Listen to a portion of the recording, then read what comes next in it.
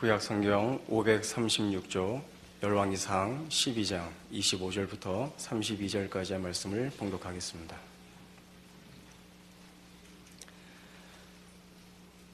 여로보암이 에브라임 산지에 세겜을 건축하고 거기서 살며 또 거기서 나가서 분우엘을 건축하고 그의 마음에 스스로 이르기를 나라가 이제 다윗의 집으로 돌아가리로다. 만일 이 백성이 예루살렘에 있는 여호와의 성전에 제사를 드리고자 하여 올라가면 이 백성의 마음이 유다 왕된 그들의 주 르호보암에게로 돌아가서 나를 죽이고 유다의 왕 르호보암에게로 돌아가리로다 하고, 이에 계획하고 두 금송아지를 만들고 무리에게 말하기를 너희가 다시는 예루살렘에 올라갈 것이 없도다. 이스라엘아, 이는 너희를 애굽 땅에서 인도하여 올린 너희의 신들이라 하고, 하나는 베델에 두고 하나는 단에 둔지라. 이 일이 죄가 되었으니 이는 백성들이 단까지 가서 그 하나에게 경배함이더라. 그가 또 산당들을 짓고 레위 자손 아닌 보통 백성으로 제사장을 삼고 8째 달 곧 그 달 15째 날로 절기를 정하여 유다의 절기와 비슷하게 하고 제단에 올라가되 베델에서 그와 같이 행하여 그가 만든 송아지에게 제사를 드렸으며 그가 지은 산당의 제사장을 베델에서 세웠더라. 여로보암은 이제 북이스라엘의 왕이 되었습니다.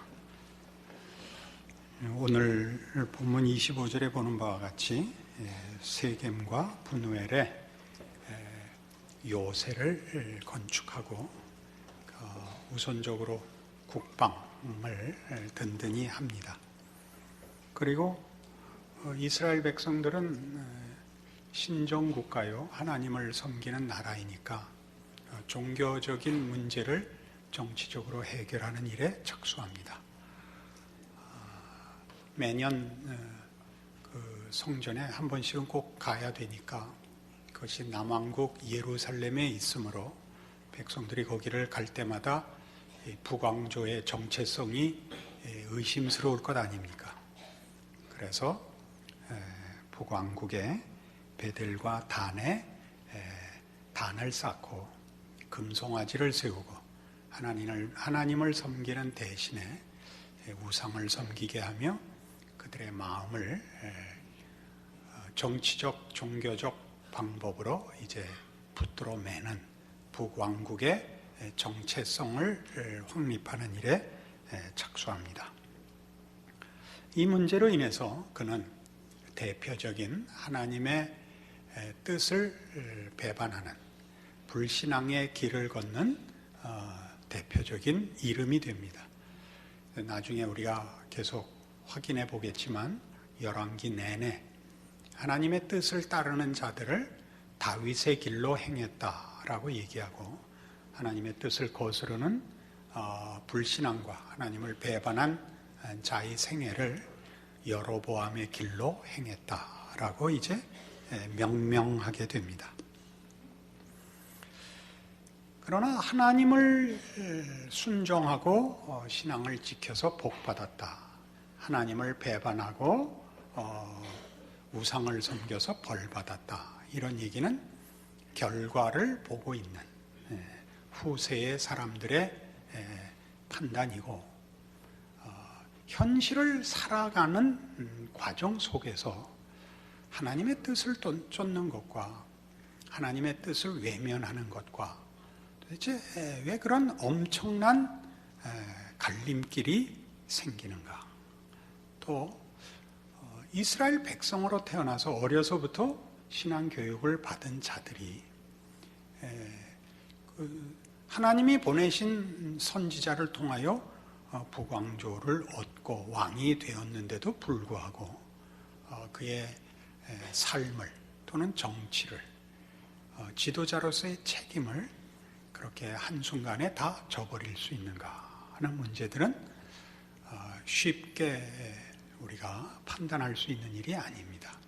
왜냐하면 어느 시대에나 신앙의 길을 가는 사람들에게 이 문제는 그리 자신 있는 문제가 아니기 때문입니다. 오늘날 여러분들도 신자로서 하나님을 믿고 사느냐라고 묻는다면 아니라고 말을 할 수도 없고 그렇다고 말을 할 수도 없는 현실 속에 있는 것을 발견하실 것입니다.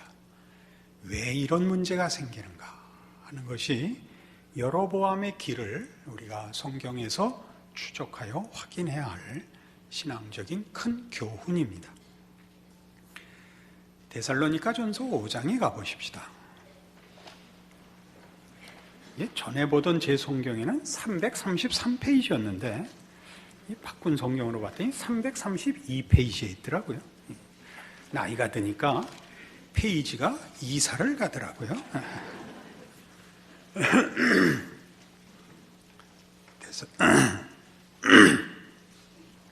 데살로니가전서 5장 16절 신약 성경입니다. 항상 기뻐하라, 쉬지 말고 기도하라, 범사에 감사하라. 이것이 그리스도 예수 안에서 너희를 향하신 하나님의 뜻이니라.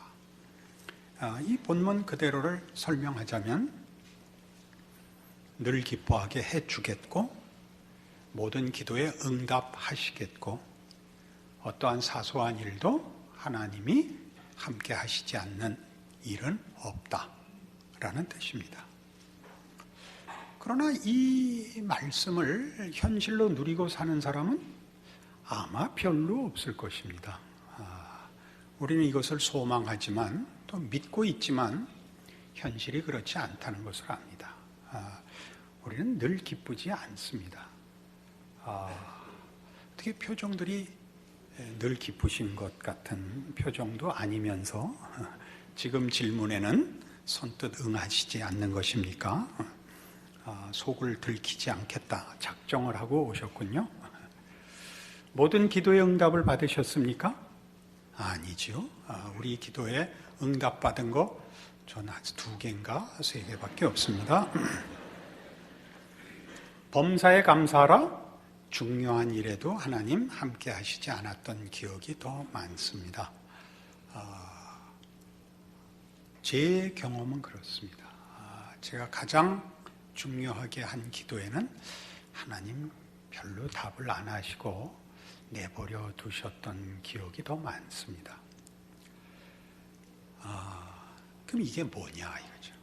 성경은 이 엄청난 약속을 신자들의 승리와 기쁨과 확신을 약속하고 있는데 우리 현실은 왜 그렇지 않느냐 하는 것입니다. 왜 여로보암은 생기는가? 그리고 왜 우리는 다윗의 뒤에 줄 서 있지 않고 여로보암 뒤에 서서 다윗만 쳐다보고 있는가? 이거죠. 시편 23편은 왜 우는데 왜 그건 우리의 고백은 아니고 늘 소원이기만 한가 하는 것입니다. 우리는 먼저 현실이 녹록지 않다는 것을 인정해야 합니다. 우리의 현실은 신자로서 감당하기에 녹록지 않아서 우리는 고통을 경험하며 삽니다. 이렇게 사는 것은 아니다 라고 알고 있지만 이기지 못하며 이럴 리가 없다라고 하나님께 구하지만 하나님은 답을 주시지 않습니다. 우리는 거의 분노합니다. 그리고 나중엔 체념합니다. 그래서 안 믿을 수도 없고 믿을 수도 없는 괴이한 신자가 됩니다. 우리는 이 문제에 사실은 가장 중요한 그 사실을 조금 분석할 필요가 있습니다. 우리에게 고통을 주시는 분은 하나님이 아닙니다. 우리의 고통이 찾아오는 것은 죄와 세상 탓입니다. 하나님이 왜 해결해 주시지 않느냐 하는 건 그 다음 문제입니다. 직접적으로 하나님이 우리를 고통스럽게 하며 우리를 비참하게 만드시는 원인자가 아닙니다. 죄는 우리를 하나님으로부터 분리시킵니다. 그래서 우리는 늘 두렵습니다. 어느 인생이나 삶은 두렵습니다. 자기 자신이 불안합니다. 죄가 그렇게 합니다. 하나님으로부터 분리시켜서 그렇습니다. 세상은 우리 눈을 가립니다. 앞을 못 보게 해서 방향 감각을 놓치게 하고 우리를 당혹해 하며 그래서 우리를 자폭하게 만듭니다. 이것은 하나님을 떠나 있고 하나님 없이 사는 자가 당연히 겪는 현실입니다. 문제는 이 일에 대하여 왜 하나님이 답하시지 않으며 이 문제를 해결하시지 않으며 이 문제에 대한 신자들의 고통 어린 간절한 기도에 응답하시지 않느냐 하는 것입니다. 성경은 답하신다고 합니다. 마태복음 6장으로 가보십시오.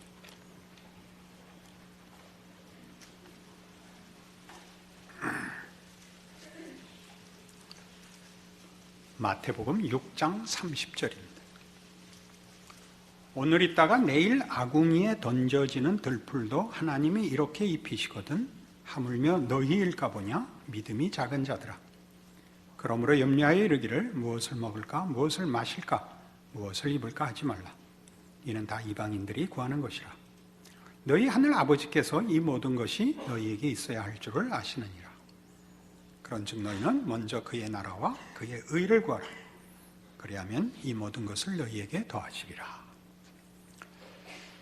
우리 잘 아는 마태복음 6장 33절입니다. 너희는 먼저 그의 나라와 의를 구하랍니다. 하나님의 뜻을 구하랍니다. 하나님 말씀에 순종하라입니다. 그러나 이 말씀은 이런 종교적 윤리적 요구보다 좀 더 깊은 요구입니다. 그리고 약속입니다. 어떻게 그리한가? 우린 그 앞에 내용들을 잠시 살펴볼 필요가 있습니다. 이 문제는 염려하지 말라는 문제에 대한 예수님의 가르침입니다. 내일 일을 염려하지 말라. 공중나는 새를 보라. 들에 핀 백합화를 보라. 오늘 있다 내일 아궁에 던져지는 들풀을 보라. 이렇게 됐죠. 세상이 우리를 위협하고 우리를 끊임없이 장악하는 시험과 위협의 본질은 무엇이냐면 우리로 하여금 내일 일을 오늘 준비케 하는 것입니다. 이 말은 조금 혼동의 여지가 있죠. 우리는 내일을 준비해야 됩니다. 그러나 그런 통상적인 준비가 아니라 내일을 확보한다는 의미에서의 오늘의 어떤 내일을 장악하고 조종할 수 있는 무엇인가를 손에 잡고 싶습니다. 그것이 우리에게는 권세고 부고 건강이고 만일의 경우를 대비한 보험입니다. 우리가 우리 미래에 대한 불안과 염려로 인하여 오늘 확보하고 싶은 것은 세상에서 힘을 쓰는 것입니다. 그러니까 우리의 내일은 결국 또다시 세상입니다. 그러니까 세상에서 우리가 자신 있으려면, 확실하려면 세상을 확실하게 하는 힘들로 무장하는 수밖에 없습니다. 그래서 내일에도 하나님이 없고 오늘에도 하나님이 없습니다. 하나님이 개입하실 여지가 없습니다. 근데 성경의 얘기는 너희가 그토록 염려하는 오늘과 내일을 살아가야 되는, 그래서 확보하고 싶은 것은 하나님이 그건 당연히 주신다 이거죠. 공중나는 새를 보라, 들에 핀 백합화를 보라, 오늘 있다 내일 아궁에 던져지는 들풀들을 보라 이겁니다. 너희는 그 걱정하지 말고 뭘 해라? 나를 구해라 이겁니다. 나를 구해라. 그러니까 신앙인으로 산다는 건 뭐냐면 여로보암의 길로서 경고되는 바와 같이 세상을 확보하려는 싸움에 끌려가지 말고 나를 붙드는 싸움을 해라 이겁니다. 다시 말해서 하나님의 길, 하나님의 뜻은 하나님과 동행하는 삶이다 그런 뜻입니다. 하나님과 동행한다는 것은 물론 하나님의 길을 따라 사는 것이요 하나님의 뜻에 순종하는 거지만 더 깊이 하나님을 즐거워하는 것입니다. 하나님은 당신을 우리에게 내어주시는 것입니다. 하나님은 우리와 하나가 되기를 원하시고 우리와 사랑을 나누기를 원하십니다. 여러분, 자녀들을 데리고 또는 사랑하는 이들, 사랑하는 친구나 사랑하는 이웃이나 또는 사랑하는 배우자를 위해서 좋은 곳에 여행을 하고 좋은 것을 보여주고 싶고 주고 싶으실 것입니다. 상대방을 기쁘게 하고 싶어서 그렇습니다. 가장 아름다운 것을 보더라도 그 아름다운 것을 갖기 위해서 그것을 보여준 사람의 진심을 팔아서 그걸 가지려고 하면 여러분은 분노하실 것입니다. 누가 여러분을 좋은 장소에 데리고 가고 좋은 음식을 사줬더니 여러분을 팔아서 그 여행지를 샀다. 그러면 죽여버릴 겁니다. 그건 아니죠. 하나님께서 우리의 인생에서 좋은 것 주시기를 원합니다.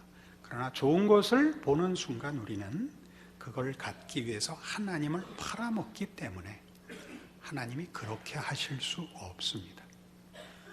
오히려 우리가 고통 속에 들어가면 우리는 비로소 자신의 정체성을 묻습니다. 이러한 고통에도 불구하고 내가 살 필요가 있는가라고 묻게 되죠. 이 슬픔 속에, 이 고난 속에 인생이 무슨 가치를 가지는가 물을 때 좌절과 낙담과 고통 속에서는 세상이 답이 되질 않습니다. 이미 그것은 끊어진 상태이기 때문에 세상을 놓고도 살아 있어야 할 이유가 있느냐, 고통을 감수할 필요가 있느냐라고 물을 때 비로소 하나님이 답이 됩니다. 그러면 그때 무슨 답이 나오느냐 하면 세상은 이뤄도 좋다, 하나님은 놓을 수 없다라는 답을 만듭니다. 그러나 여러분이 형통하시면 하나님을 생각할 틈도 없고 여러분 자신과 인생에 대하여 진지한 고민을 할 틈이 없습니다. 요한복음 17장에 가시면 우리가 가지는 기독교 신앙을 또는 구원이라 그래도 됐습니다. 구원을 성경은 이런 식으로 정의하고 있습니다. 요한복음 17장 3절입니다. 영생은 곧 유일하신 참 하나님과 그가 보내신 자 예수 그리스도를 아는 것입니다. 여기서 안다는 말은 지식과 정보를 얘기하지 않습니다. 그래서 여러분, 부부 사이에 서로를 안다 그러는 뜻입니다. 다른 모든 존재와 특별한 구별되는 관계를 말합니다. 여러분, 자녀를 여러 두신 분은 이해하시겠지만 자녀가 예를 들면 5이 있다 그러면 그 5 중에 누가 제일 예쁘냐 그렇게 얘기하면 여러분 답할 수 있습니까? 답할 수 없습니다. 다 특별합니다. 우린 첫째가 특별하죠. 그러면 나머지 넷째는 보통이다가 됩니다. 그죠? 특은 6,000원이고 보통은 5,000원이 됩니다. 그렇지 않습니다. 자식 길러본 사람은 다 압니다. 첫째는 특별하고 둘째는 또 특별하며 셋째도 또 특별합니다. 다 다릅니다. 그 존재를 대신할 것이 없고 그 존재가 그 자체로 부족함이 없이 완벽하게 특별합니다. 하나님이 우리에게 하시는 말씀은 그겁니다. 우리 중에 누가 쓸모 있거나 더 헌신적이거나 더 윤리적이라서 더 대접을 받지는 않습니다. 오해 없으시기 바랍니다. 기뻐하십니다. 그러나 누가 더 못났고 더 고집을 부리고 더 어리석어서 덜 사랑하시지 않습니다. 여러분, 그 말 안 듣는 자녀 길러보신 사람은 압니다. 말 안 들으면 속상하지만 덜 사랑스럽지는 않습니다. 우리가 끊임없이 한숨을 쉬는 이유는 그 사랑을 멈출 수 없기 때문입니다. 그래서 그 사랑이 늘 짜증과 성질로 나타나곤 합니다. 하나님은 안 그러십니다. 성질 부리시지 않습니다. 이런 표현을 쓰는 것 자체가 참 불경한 표현입니다만 우리의 이해를 위해서 그렇습니다. 하나님은 우리를 각각을 그 하나가 유일한 존재인 것으로 사랑하십니다. 이걸 놓치면 인생은 답이 없습니다. 같은 요한복음 15장에 가시면 이런 중요한 말씀이 이미 예수님으로 인하여 우리에게 약속되었습니다. 요한복음 15장 9절, 아버지께서 나를 사랑하신 것 같이 나도 너희를 사랑하였으니 나의 사랑 안에 거하라. 내가 아버지의 계명을 지켜 그의 사랑 안에 거하는 것 같이 너희도 내 계명을 지키면 내 사랑 안에 거하리라. 내가 이것을 너희에게 이름은 내 기쁨이 너희 안에 있어 너희 기쁨을 충만하게 하려 함이라. 여기서 계명을 지킨다는 것은 동행한다는 내용의 다른 표현입니다. 우리가 그에게 매여 있다는 뜻은 아닙니다. 굴복되어 있고 억지로 끌려가야 된다는 뜻을 얘기하는 것 아닙니다. 하나님의 사랑과 지극하심, 신실하심에 참여하는 것을 말합니다. 우리는 우리의 삶 속에서 하나님을 바로 이런 문제, 현실적인 해결이라는 문제로 늘 시험합니다. 그때만 찾습니다. 그래서 고통스러울 때마다 사람들은 하나님은 도대체 내 기도에 왜 응답하시지 않는가? 내가 당하는 이 아픔을 아시는가라고 묻습니다. 이렇게 대답하죠. 우리 목회자들이. 그 사건을 해결하는 것보다 하나님 자신을 구하라. 그것이 맨 먼저 해야 되는 기도라. 그러면 다 어떤 반응을 보이시는지 아십니까? 성질을 부립니다. 그건 이미 알고 있습니다. 끊임없이 세상을 장악하려는 방법을 구하면서 그 결과를 달라고 그러면서 하나님 자신을 찾는 것은 놓치고 있습니다. 우리는 기쁨이 없습니다. 우리의 두려움은 해소되지 않습니다. 여러분의 모든 두려움은 어디에 있는가 보십시오. 내일이라는 두려움, 오늘 갖고 있지 않는, 가질 수 없는 내일에 대한 어떤 수단과 내용들 때문에 우리는 아무도 자신하지 못합니다. 그러나 사실은 온천하를 지으신 하나님, 섭리자 하나님의 자녀입니다. 너희는 염려하지 말라. 이 말을 우리는 믿지 않습니다. 항상 기뻐하라. 어딜요? 이렇게 반응합니다. 기쁘면 고통이 없는가? 그렇지 않습니다. 고통은 우리에게는 이 세상을 사는 동안 외면할 수 없고 피해갈 수 없는 현실입니다.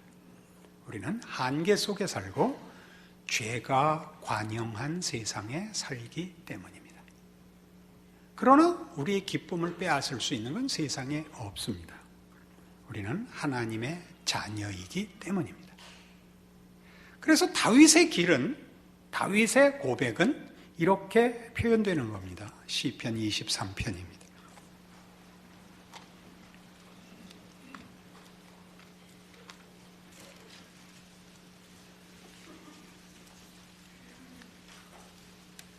시편 23편 구약성경 818페이지입니다.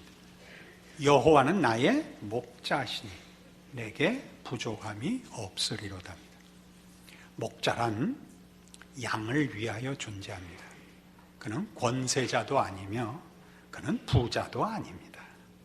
양을 위하여 기꺼이 희생하는 보호자입니다. 하나님이 누구이시기를 바랍니까? 어떤 권력을 가졌기를 바라며 어떤 행운을 가져다 주기를 바라십니까? 양떼가 목자를 의지하여 그의 전 삶을, 순간을 그의 인도와 보호 속에 있다는 것, 그 표현이 가지는 하나님의 자녀된 특권을 이해하십니까? 여러분의 삶의 어느 정황, 어느 순간, 어느 경우에 하나님이 여러분을 외면하고 방치한 순간이 있을 수가 있습니까? 예수를 줬다는 말이 가지는 그 깊고 놀라운 뜻을 아십니까?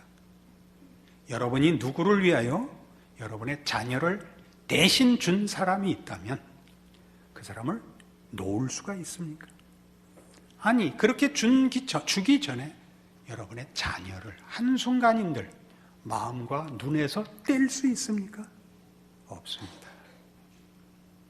그것이 성경이 하는 얘기입니다. 그는 나를 푸른 풀밭에 누이시며 쉴 만한 물가로 인도하십니다. 당연합니다. 목자가 양떼들 세워놓고 선착순시키는 목자는 없습니다. 그렇지 않습니다. 목자 자신이 쉬기보다 양떼를 먼저 쉬게 하며 양떼가 먹을 자리로 인도합니다. 당연한 일입니다. 여러분은 왜 안 믿으시죠? 세상의 시험과 위협이 더 현실이기 때문입니다.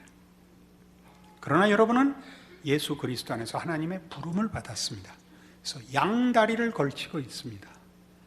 하나님을 외면할 수도 없고 하나님만 믿을 수도 없는 현실 속에 있습니다.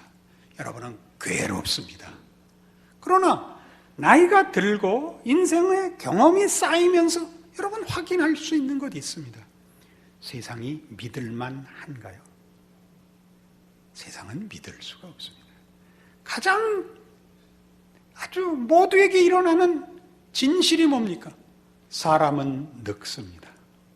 세상은, 세월은 사람을 젊게 하지 못합니다.